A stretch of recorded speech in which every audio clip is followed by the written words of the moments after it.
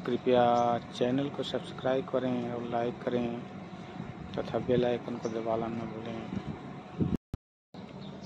सत्संग जी बड़े प्यार से कहिए धन निरंकार जी बोलिए सतगुरु माता सुदीक्षा शविंदर हरदेव जी महाराज की जय। निरंकारी राजमाता गुरु बचन अवतार की जय। सत्संग जी दास से विचार रखेगा, साहब जी परवान करेंगे। जो भी त्रुटियाँ हों बालक समझ के बख्श लेना और अपने चरणों से सदा लगाए रखना। मन मंदिर यूं ही नहीं बनता, प्रभु बिठाना होता है। राम नाम का दीपक इसमें नित्य जलाना होता है। कर्म अगर है रावण जैसा, मन मंदिर नहीं बन सकता है। भाव अगर है राम के जैसा, मन मंदिर बन सकता है। सत्संग जी यहाँ राशियाँ देखें तो राम और रावण की राशियाँ दोनों एक ही हैं।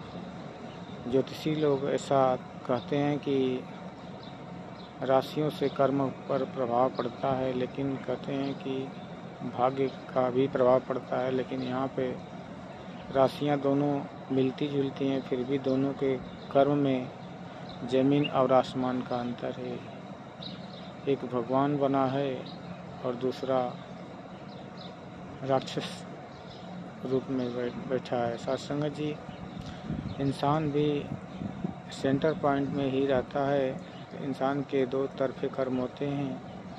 एक अच्छे कर्म होते हैं जिससे इंसान भगवत रूपी संत बन जाता है, और दूसरा होता है बुरे कर्म जो इंसान को राक्षस के रूप में बना देता है। सत्संग जी कहते हैं ज्ञान लेने के बाद ही हमें अच्छे बुरे की पहचान होती है, अन्यथा कोई गलती करने पर भी हमें इस बात का एहसास नहीं होता कि मैं गलती कर रहा हूँ, अन्यथा गलती करने वाला गलती नहीं करता। ज्ञान जीवन में मानव के लिए बहुत ज़रूरी है। सत्संग जी ज्ञान लेने के बाद ही जीने के गुण आते हैं। मन के अंदर वो उत्कंठा जागती है, सेवा भावना जागती है। ज्ञान के पहले का जीवन कितना कष्टदायी था, दास इस जुबान से बयां नहीं कर सकता, क्योंकि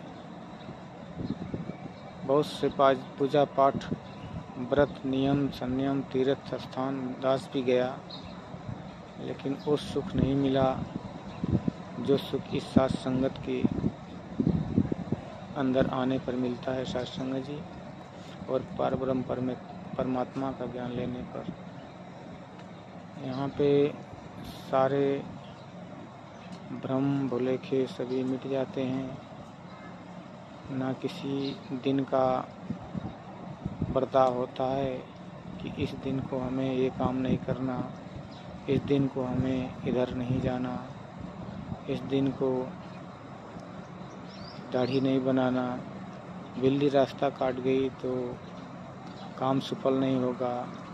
दास ऐसे बहुत सारे रास्ते में जाते हुए आज भी देखता है कि अगर कोई खूब स्पीड से बाइक से जा रहे हैं, लेकिन अचानक सियार और बिल्ली रास्ता काट जाए सत्संग जी, तो स्पीड उनकी वहीं एक बैग रुक जाती है और वो रुक के बताए हुए लोगों के बातों को वहाँ उतर के इधर उधर देखते हैं, और ताकि दूसरा इंसान इस रास्ते को पार कर जाए तब वे वहाँ से निकलते हैं, ताकि हमारे जो घटनाएं होने वाली हैं या जो हमारे रुकावटें हैं वो ख़त्म हो जाएं। लेकिन सत्संग जी दास सारे कर्म करके पहले देख चुका है। जब मन के अंदर भ्रम था तो बिल्ली रास्ता काट जाती, सियार रास्ता काट जाता तो घटनाएं बिगड़ जाती थी या तो काम सफल नहीं होता था। ये सच बात है। ये भ्रम कैसे निकला दास के मन से? एक बार संतों महात्माओं का ज्ञान से पहले दास के घर पे आगमन हुआ था। पिताजी ज्ञान से भरपूर थे। उन्होंने संतों महात्माओं को घर पे बुलाया था और दास जी वहाँ पे मौजूद था। लेकिन कुछ दूरी पे था। जब संदेश गया कि घर पे कुछ मेहमान आ रहे हैं, तो दास ज्यों ही वहाँ से चला, तुरंत घर से निकलते ही बिल्ली रास्ता काट गई। फिर कुछ दूर आया, फिर बिल्ली रास्ता काट गई। फिर कुछ दूर आया, फिर बिल्ली रास्ता काट गई। दास बिल्कुल भ्रमित हो गया, क्योंकि पहले भ्रम था मन के अंदर, और दास यही मन ही मन बना रहा था कि कोई ऐसा बात ना हो जिससे कोई मुश्किल में फंसे। लेकिन घर पे आए तो यहाँ बहुत बढ़िया से लंगर प्रसादी बन रहा था। साधु महात्मा बैठे हुए थे आके, और पिताजी ने मुझसे कहा कि संत महात्माओं के चरण पकड़ लीजिए और अपने झोली को भर लीजिए। दास अभी अनभिज्ञ था इन बातों से, क्योंकि ज्ञान नहीं लिया था। और संत महात्माओं के चरण दबाने के समय मैं अपनी बातों को जब उनके सामने रखा बिल्ली वाला, तो संत महात्मा परिपूर्ण होते हैं। उन्होंने कहा, महाराज आप इन बातों को मन से निकाल दीजिए। जब तक इस बात को आप मन के अंदर रखेंगे, घटनाएं घटती रहेंगी। आज मेरी बात मानिए कि अगर बिल्ली आपका रास्ता काटती है तो आपको घटनाएं घटती है या अशुभ मानते हैं, लेकिन आपके गाड़ी से अगर बिल्ली मर जाए तो दोषी कौन होगा। तुरंत दास के मन में ये बातें खटकने लगी और दास इस पे विचार करने लगा। तभी से दास के अंदर से भावनाएं खत्म हो गई। अभी दास सच में बताता है आप जी से कि जब भी कहीं निकलता है, चाहे बिल्ली रास्ता काट जाए, चाहे कुत्ता रास्ता काटे, चाहे सियार रास्ता काटे, साध संगत जी आप जी के चरणों के आशीर्वाद है। तू ही निरंकार मैं तेरी शरण हाँ, मैनू बख्श लो। इस मंत्र का स्मरण करते हुए दास इस निरंकार के एहसास में रुकता नहीं है और अपने मार्ग पर निरंतर चलता रहता है, और स्वतः कुछ भी नहीं होता। तब से दास कई बार आजमा चुका। इसीलिए कहता है कि इस ज्ञान में शक्ति है।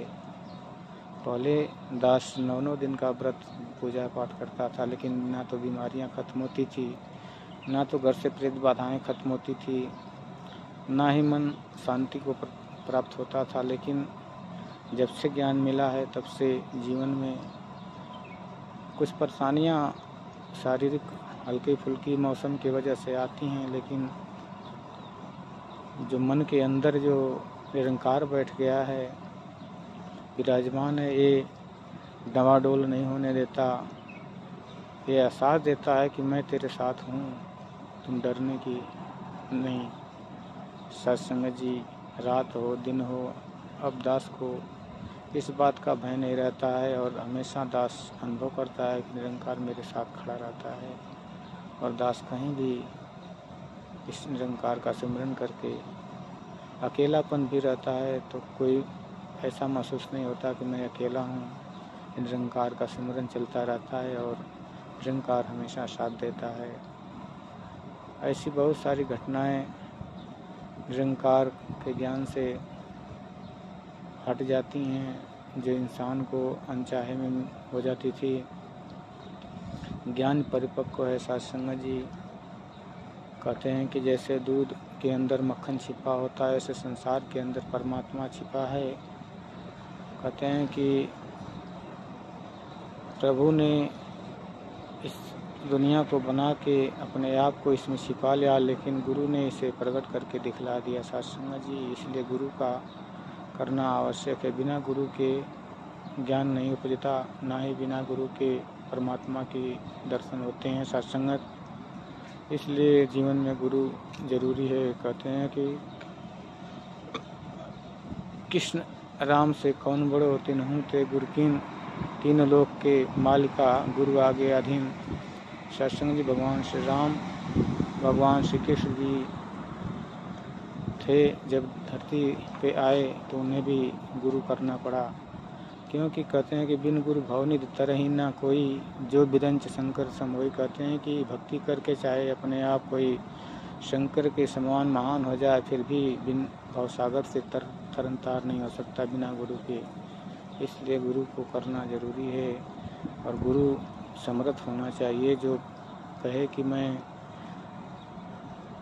तुमको स्नान, ध्यान, पूजन, पाठ, नाम, दान बताता हूँ, सत्संग जी ऐसा ज्ञान आप जी को नहीं लेना, क्योंकि ऐसे ज्ञान वही देते हैं जो इनको परमात्मा का खबर पता नहीं होता।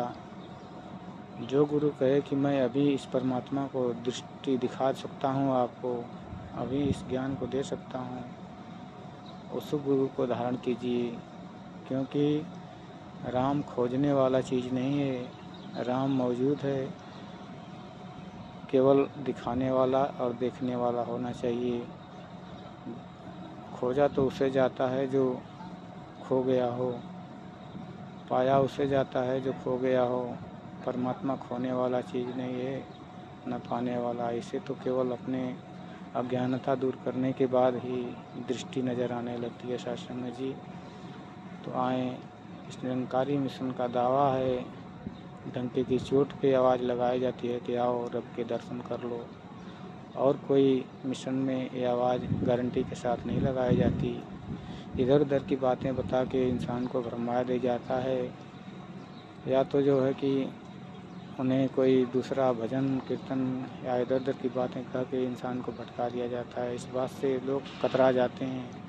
जब बात ज्ञान दृष्टि की आती है तो लोग वहाँ से इधर उधर की बातें करके कतरा देते हैं और लोग ध्यान नहीं देते, क्योंकि सभी की आस्था अपने गुरु पर बहुत भारी होती है, चाहे वो किसी भी पंथ से हों सत्संग जी।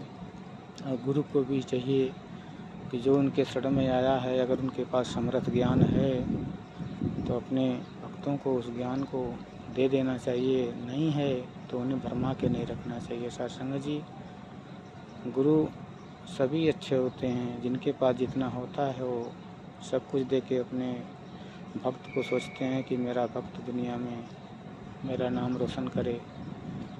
लेकिन कहते हैं सत्संग जी कि जौहरी की दुकान पे बोर्ड तो जौहरी का लगा हुआ है, लेकिन जब ताला खुलता है, शटर उठता है सत्संग जी, तो अंदर देखें तो कोयले की दुकान मिलती है। तो ऐसा गुरु नहीं करना चाहिए सत्संग जी, नहीं तो आपका जीवन भी अनमोल है, हीरा जनमोल जन्म है, जो एक बार मिट गया, ख़त्म हो गया, फिर दोबारा नहीं मिलेगा। इसलिए कहते हैं कि गुरु करिए जान के, पानी पीजिए छान के। सत्संग जी, गुरु को धारण करना है तो सोच समझ के कीजिए। जिसके पास इस रब को दिखाने के लिए शक्ति है उससे गुरु मान लीजिए सत्संग जी। दास अपनी वाणी को विराम देते हुए फिर से आप जी के चरणों में दास क्षमा याचक है। जो भी त्रुटियां हों, कहने के दौरान बहुत सारे ऐसे शब्द निकल जाते हैं सत्संग जी जो दास भी समझ नहीं पाता, अनभिज्ञ है, आपके चरणों का बालक है। जो सिखलाई है सत्संग जी आपके चरणों से ही मिली है, दास का इसमें कुछ भी नहीं है। कहते हैं कि मेरा मुझ में कुछ नहीं, जो कुछ है सो तेरा, तेरा तुझके शौक के क्या लागे हैं मेरा। सत्संग जी, ये आप जी का ही दिया हुआ आशीर्वाद है, जो दास थोड़ा बहुत कह लेता है और इसी के आश्रय आप जी के चरणों से आशीर्वाद मांगता है सत्संग जी। तो सत्संग जी प्यार से कहिए धन निरंकार जी।